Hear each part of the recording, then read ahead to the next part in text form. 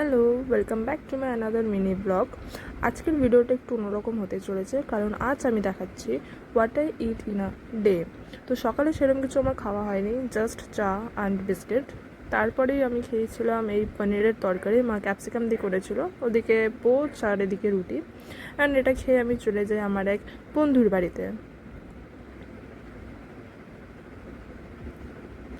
সেখানে গিয়ে আমরা ডমিনোস থেকে একটা পিৎজা অর্ডার দিয়েছিলাম, জাস্ট চিজ অ্যান্ড কর্নের একটা পিৎজা।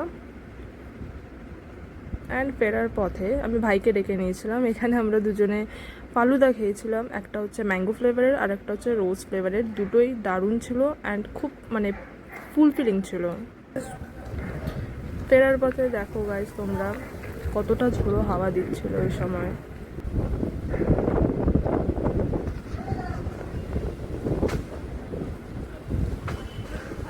আর এটা হচ্ছে আমার ডিনার, ফুলকো ফুলকো লুচি, আর ওদিকে হচ্ছে মাংস, লুচি মাংস। So yeah, that's it for today. See you at next vlog. Bye.